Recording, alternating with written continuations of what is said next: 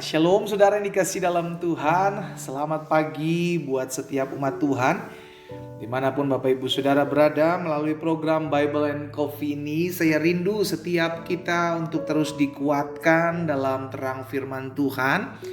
Karena saya percaya dunia di mana kita hidup adalah dunia yang tidak mudah untuk menjalaninya. Dalam kita mengiring Tuhan, masih ada badai hidup, masih ada tantangan hidup, masih ada pergumulan hidup, ya kan?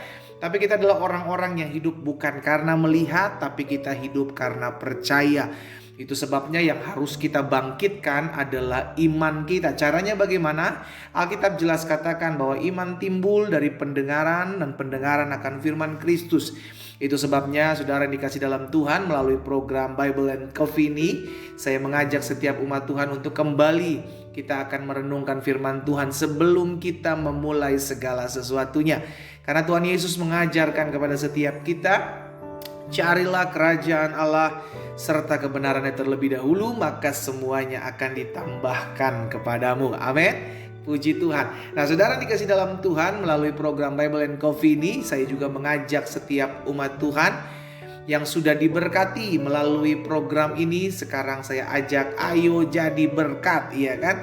Caranya bagaimana? Bagikan kembali renungan singkat ini, karena saya percaya apa yang memberkati kita juga akan memberkati setiap umat Tuhan tatkala jika sampai ke tangan setiap mereka. Itu sebabnya bantu sebarkan sehingga ada banyak anak-anak Tuhan dikuatkan, diteguhkan hati mereka, iman mereka, dan pada akhirnya kita sama-sama saling menguatkan satu dengan yang lain. Puji Tuhan. Mari saudara dikasih dalam Tuhan, kita akan kembali merenungkan firman Tuhan. Kita berdoa, kita datang kepada Tuhan. Bapa, dalam nama Tuhan Yesus, kami mengucap syukur buat hari yang baru, hari di mana Tuhan Yesus jadikan buat setiap kami. Oleh karena kemurahan Tuhan, oleh karena anugerah Tuhan, maka hari ini kami boleh ada sebagaimana kami ada. Kami rindu Tuhan mendengarkan sebagian daripada firman-Mu. Roh Kudus sampaikan sesuatu bagi masing-masing kami dan urapi kami sehingga kami mengerti akan kebenaran. Kami percaya kebenaran ini yang memerdekakan hidup kami. Di dalam nama Tuhan Yesus Kristus kami berdoa. Haleluya. Amin, amin, amin. Puji Tuhan. Nah, saudara yang dikasih dalam Tuhan, hari ini kita ada di dalam Mazmur pasal yang ke-69. Kita akan merenungkan di ayat yang kelima. Saya mau setiap kita lihat sama-sama dalam Mazmur 69 ayat yang kelima. Ini adalah Mazmur Daud, saudara dikasih dalam Tuhan. Apa yang dikatakan Daud di dalam ayat yang kelima? Orang-orang yang membenci aku tanpa alasan lebih banyak daripada rambut di kepala aku. Bayangkan saudara yang dikasih dalam Tuhan.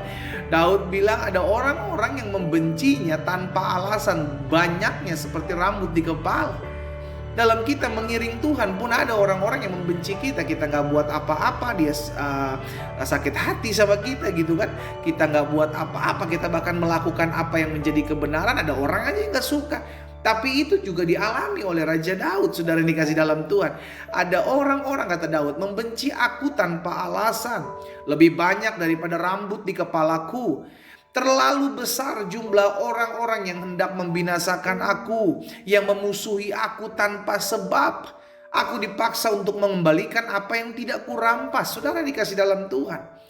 Dari pemazmur yang Mazmur katakan dalam 69 ayat yang kelima ini, kita mesti mengerti akan realita yang terjadi dalam kita mengiring Tuhan. Ada kalanya kita udah lakukan apa yang benar, kita udah lakukan apa yang baik, tetapi Tuhan izinkan ada yang disebut dengan keadaan sulit. Keadaan sulit ini yang sering menghampiri orang percaya, saudara yang dikasih dalam Tuhan, sekalipun kita sebagai orang percaya sudah melakukan apa yang menjadi kebenaran firman Tuhan. Ini yang dialami oleh Raja Daud. Raja Daud mengatakan ada orang-orang yang membenci aku tanpa alasan, banyaknya seperti rambut di kepala. Bahkan ada orang-orang yang hendak membinasakan aku, itu besar, banyak. Memusuhi aku tanpa sebab, dipaksa untuk mengembalikan apa yang tidak dirampas. Jadi ada hal-hal yang terjadi dalam hidup kita mengiring Tuhan, itu keadaan yang sulit. Suka tidak suka, saudaraku, terima tidak terima, mau tidak mau, keadaan ini akan bisa saja menimpa kehidupan kita. Itu sebabnya ada baiknya kita mempelajari apa yang harus saya lakukan ketika keadaan sulit ini mendadak menimpa kehidupan kita. Kita udah lakukan apa yang baik buat semua orang, kita udah lakukan apa yang menjadi kebenaran firman Tuhan, tapi ini yang terjadi. Bukan berarti ketika keadaan sulit menimpa kehidupan kita, kita langsung panik, kita langsung stres. No, saudara dikasih dalam Tuhan, justru kita harus mengerti berarti Tuhan izinkan hal ini terjadi dalam kehidupan kita. Sama seperti dalam Ulangan pasal yang ke-8 ayat 2 dan ayat yang ketiga. Saudara, kita lihat sama-sama Ulangan pasal 8 ayat 2 dan ayat 3. Ingatlah kepada seluruh perjalanan yang kau lakukan atas kehendak Tuhan Allahmu di padang gurun selama 40 tahun ini. Jadi Tuhan mengajarkan kepada setiap kita pendidikannya. Saudaraku, bangsa Israel diingatkan oleh Musa bahwa ingat perjalanan yang kau lakukan selama 40 tahun ini dengan maksud merendahkan hatimu, mencobai engkau untuk mengetahui apa yang ada dalam hatimu, yakni apakah engkau berpegang pada perintahnya atau tidak. Ayat 3, jadi ia merendahkan hatimu, membiarkan engkau lapar, memberi engkau makan mana yang tidak engkau kenal dan yang juga tidak dikenal oleh nenek moyangmu, untuk membuat engkau mengerti bahwa manusia hidup bukan dari roti saja, tetapi manusia hidup dari segala yang diucapkan Tuhan. Lihat perjalanan bangsa Israel yang Tuhan izinkan 40 tahun dengan maksud agar bangsa Israel rendah hati.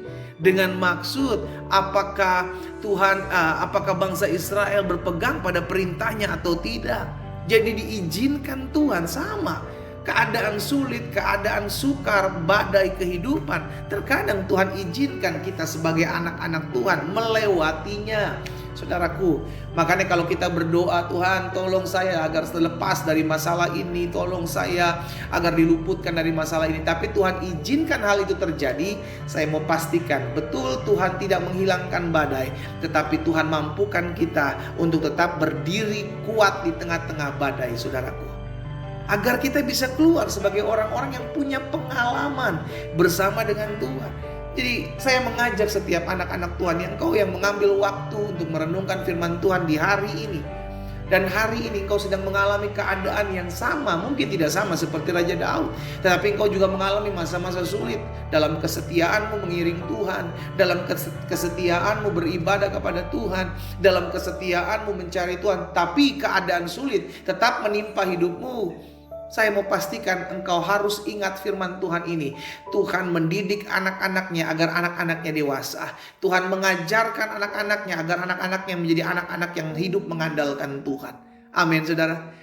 Jadi keadaan sulit, kesusahan, badai hidup bukan musuh kita, tetapi itu adalah pembentukan di mana Tuhan mengizinkan untuk membuat kita menjadi anak-anak Tuhan yang dewasa, anak-anak Tuhan yang tidak cengeng, anak-anak Tuhan yang kuat dan mentalnya teguh menghadapi badai, dan anak-anak Tuhan yang punya pengalaman indah bersama dengan Tuhan.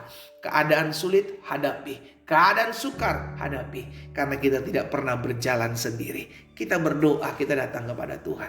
Bapa, dalam nama Tuhan Yesus, hari ini kami mengucap syukur buat setiap benih firman Tuhan yang mengingatkan kami. Ada kalanya dalam kami mengiring Tuhan, keadaan susah, keadaan sulit, keadaan sukar, Tuhan izinkan terjadi dalam hidup kami. Satu hal yang kami tahu dan satu hal yang kami percaya, Tuhan Yesus tetap mengasihi kami. Itu sebabnya Tuhan, kami mau berharap, kami mau berserah, kami hanya mau mengandalkan Tuhan. Karena kami tahu setiap hal yang Tuhan izinkan terjadi itu mendatangkan kebaikan buat hidup kami. Ajar kami untuk selalu mengerti di balik setiap keadaan sulit selalu ada berkat pemeliharaan dan pertolongan Tuhan. Ajar kami untuk tetap terus berpegang kepada Tuhan sekalipun keadaan yang kami hari ini hadapi adalah keadaan yang tidak mudah. Tapi kami belajar untuk hidup bukan karena melihat. Kami belajar untuk hidup karena percaya. Kami percaya bahwa keadaan sulit tidak akan pernah bisa membuat kami luntur mengasihi Tuhan.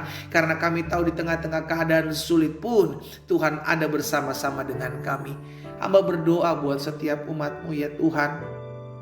dimanapun mereka berada, yang mungkin hari-hari sedang mengalami kesulitan, keadaan yang pelik, keadaan yang susah, keadaan yang rumit. Hamba berdoa di dalam nama Yesus, Tuhan campur tangan, Tuhan berperkara, Tuhan tolong. Sehingga setiap anak-anak Tuhan tetap terus berpegang dan berharap kepada Tuhan. Kami percaya jalan keluar Tuhan sudah sediakan. Hamba berdoa juga buat yang sakit, Allah jamah dan sembuhkan dalam nama Yesus. Kami pegang firman-Mu, disampaikan firman, disembuhkan mereka. Pengharapan kuasa kesembuhan Tuhan nyatakan dalam hidup mereka yang sakit, bahkan yang berbeban berat, yang susah hari-hari ini. Tuhan hibur, Tuhan tolong. Berkat-Mu ada atas masing-masing kami Allah. Di dalam nama Yesus Kristus Tuhan kami berdoa. Haleluya. Amin. Kita nikmati kopi kita, saudara. Haleluya.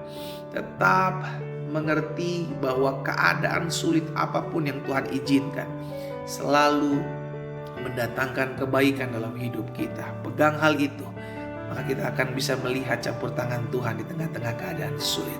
Tuhan Yesus memberkati kita.